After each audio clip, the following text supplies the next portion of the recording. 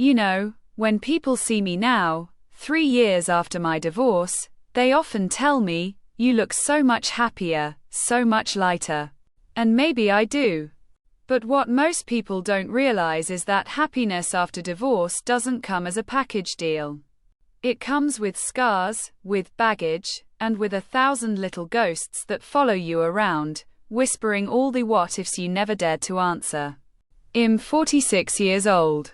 For nearly 20 years, I was married to a man everyone thought was perfect. Let's call him David. To outsiders, we were the dream couple, high school sweethearts who built a life together, raised 2 beautiful kids, bought a nice home in a quiet neighborhood, and showed up at all the right events with matching smiles plastered across our faces. We played the role well. Maybe too well. But behind that curtain of perfection, there was a different reality. I don't even know when it all started slipping. Was it after our second child was born, when I was exhausted and he was working late nights? Was it during those years when I kept waiting for him to notice me again, not as a mother, not as someone who kept the house running, but as a woman? Or maybe it was me pretending not to see the little signs, the way he guarded his phone, the sudden gym membership, the new cologne he never wore for me. For the longest time, I told myself it was nothing. That every marriage hits rough patches. That I was overthinking, being paranoid, insecure. Because if I admitted to myself what those signs meant, it would mean admitting that the life I had built, the life I fought to protect for my children, was a lie. And then one evening, the truth landed in my lap in the cruelest way. It was a Tuesday.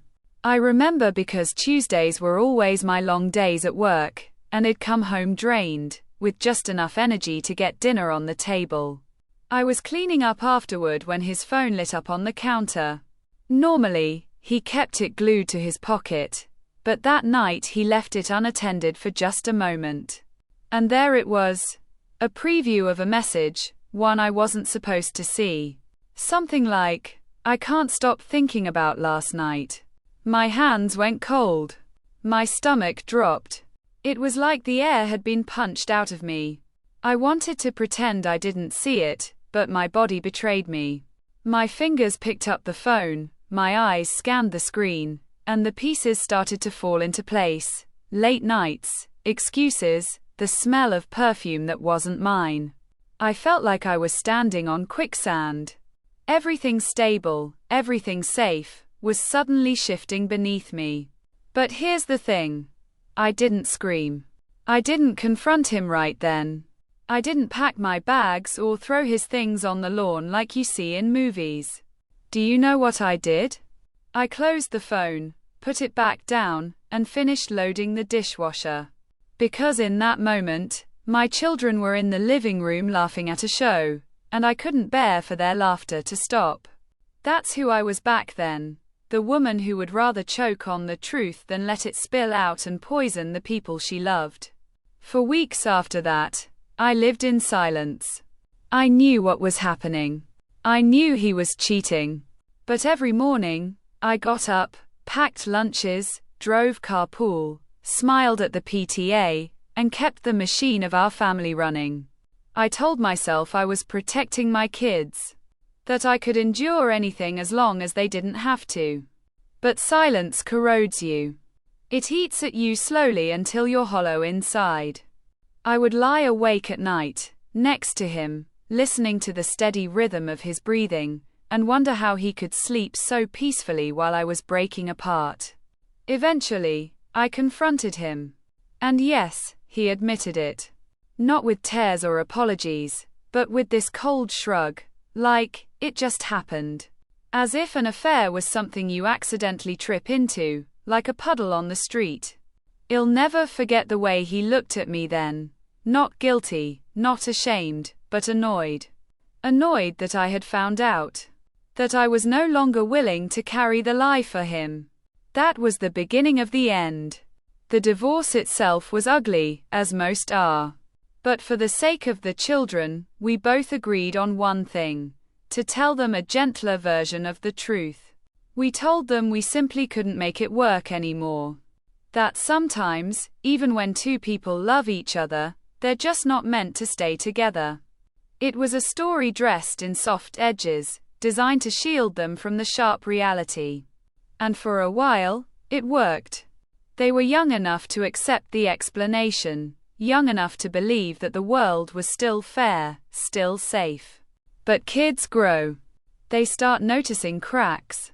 My son, now 15, has begun to idolize his father, the weekends filled with fun, the loosened rules, the easy charm.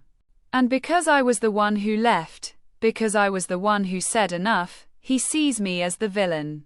My daughter, 12, is quieter, more thoughtful. She doesn't ask much, but when she looks at me, I can see the questions in her eyes. And then, just a few weeks ago, she asked it outright.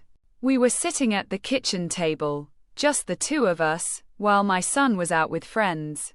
She was helping me fold laundry, in that sweet, distracted way kids do, when she looked up and said, "Mom, why did you and Dad really get divorced?" Her eyes were steady, searching. She wasn't asking for the fairy tale anymore. She wanted the truth. And in that moment, I froze. Because I realized I had a choice, to keep protecting them with lies, or to finally tell them what really broke our family apart. When my daughter asked me that question, "Mom, why did you and Dad really get divorced?" it felt like time stopped. My fork froze halfway to my mouth. My heart pounded so loud, I was sure she could hear it. For 12 years, I had been her shield, her filter, her soft landing. I had wrapped every harsh truth in blankets of sugar and comfort. But looking into her eyes that night, I realized she didn't want the blanket anymore. She wanted the truth. I opened my mouth, closed it again. A dozen versions of answers raced through my head. I could recycle the old line, "We just couldn't make it work." I could give her the vague, half-truth, "We loved each other, but not in the right way." Or I could tell her what I had been carrying alone for years. The weight of silence pressed down on me so hard I almost choked. Finally, I took a deep breath and said quietly, "Your dad cheated on me." For a moment, she just stared. The words hung in the air between us, heavy and sharp. Her hands, still holding a t-shirt she'd been folding, went still. What do you mean?" she whispered. I tried to keep my voice calm. "It means he was with someone else while we were still married. That's why I couldn't stay. That's why we divorced." Her face crumpled. She blinked fast, trying to hold back tears, and then the first sob escaped. She buried her face in her hands and whispered, "Does he still love us?" And that question broke me. Because it reminded me that to a child, love isn't about betrayal or fidelity or broken vows. It's about safety, security, belonging. She wasn't asking if he loved me. She was asking if she was still safe in his heart. I pulled her into my arms and said, "Yes, sweetheart. He loves you and your brother more than anything. What happened between him and me has nothing to do with how much he loves you. That will never change." She cried softly against my shoulder, and I thought, maybe, just maybe, honesty was the right choice. But then my son came home. He walked into the kitchen, saw his sister's red eyes, and asked, "What happened?" Before I could answer, she blurted out, "Mom said Dad cheated. That's why they got divorced." The look on his face, I'll never forget it. His whole body stiffened, like I had just thrown a grenade into his world. He stared at me with wide, angry eyes and said, "You're lying." "I'm not lying," I said gently. "I wouldn't lie to you about something like this." But he shook his head furiously. "You just want us to hate him. You're trying to make him look bad." His voice rose with every word until he was shouting. "Why would you tell us that? We didn't need to know. You just ruined everything." Then he stormed upstairs, slamming his bedroom door so hard the walls rattled. I sat there, shaking, my daughter still clutching my hand. The silence after his outburst was deafening. In that moment, all my certainty crumbled. Had I made a terrible mistake? Later that night, I heard my son's muffled voice through his bedroom door. He was on the phone. And though I couldn't make out the words, I knew exactly who he was talking to, his father. The next morning, my phone buzzed with a call from David. The second I answered, his voice exploded through the line. "What the hell is wrong with you? You told them?" I closed my eyes, bracing myself. "They asked me, David. They're not little kids anymore.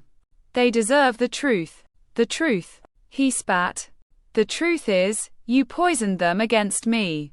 You've been waiting for this moment, haven't you? To finally drag my name through the mud. Don't twist this around," I snapped, my voice shaking. "You made the choice that destroyed our marriage." I just refused to lie to them anymore. But he wouldn't hear it. "You're selfish. You couldn't carry the burden, so you dumped it on them. Do you realize what you've done to our son? He won't even look at me now." My hand trembled as I held the phone. "Maybe he shouldn't be looking at you like a hero," I whispered. There was a long pause on his end. And then, in a low, venomous voice, he said, "You'll regret this." And he hung up.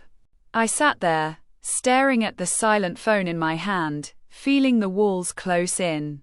My daughter avoided talking about it for the next few days, but she stuck close to me, as if clinging to the safety of my presence. My son, though, barely spoke to me at all. He looked at me like I was the enemy, like I had betrayed him. And that's when the doubt started eating me alive. Had I done the right thing? Or had I just shattered their world in a way that could never be repaired? The days after I told my children the truth felt like walking through a minefield. Every step, every word, felt dangerous, as though one wrong move would set off another explosion. My daughter stayed quiet but clingy. She'd hover in the kitchen while I cooked, follow me from room to room, sit close to me on the couch. She didn't say much, but her silence spoke volumes. I could feel her questions circling, like a storm building on the horizon. My son, on the other hand, barely looked at me. He answered my questions with one-word responses. He ate dinner quickly, retreated to his room, and kept his phone glued to his hand. Every time I passed his door, I heard his muffled laughter while talking to his dad. That laughter used to belong to me too, but now it felt like a wall shutting me out. One night, he finally snapped. He came downstairs, threw his backpack on the floor, and glared at me. "Why couldn't you just keep your mouth shut? Why did you have to ruin everything?" My chest tightened. "Sweetheart, I didn't ruin anything. Your father's choices ruined things. I told you the truth. You didn't have to," he shouted. I was fine not knowing. Now every time I see Dad, all I can think about is what you said. You made me hate him, and I don't want to hate him. Tears stung my eyes, but I held them back. I didn't tell you to make you hate him. I told you because you deserved honesty. You deserve to know why your world changed. He shook his head, furious. No, you told us because you couldn't deal with it anymore. You wanted us to carry it with you. That's not fair. And then he stormed out again, slamming the door so hard the house rattled. I stood there, rooted to the floor, wondering if maybe he was right. Had I unburdened myself at their expense? Had I been selfish, handing my pain to children who weren't strong enough to hold it yet? Later that week, my daughter finally broke her silence. She came into my room late at night, crawling into bed beside me like she used to when she was little. She whispered, "Mom, is it my fault?" I nearly stopped breathing. "What?" "No, sweetheart. Of course not. Why would you think that?" She bit her lip, Because maybe if I was better, or if I didn't fight with him so much, he wouldn't have wanted someone else. I pulled her into my arms so tight I thought I might crush her. Listen to me. Nothing you did, nothing you ever could do, caused this. What your father did was his choice. It had nothing to do with you or your brother. Do you understand? Nothing. She nodded, but her tears soaked my shirt. And in that moment, I hated him more than I ever had. Not for cheating on me, not for ending our marriage, but for planting seeds of guilt and shame in our children's hearts without even knowing it. A few days later, I got another call from David. His voice was calmer this time, but no less cutting.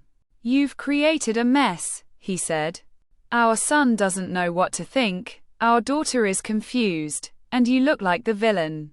Congratulations. I closed my eyes.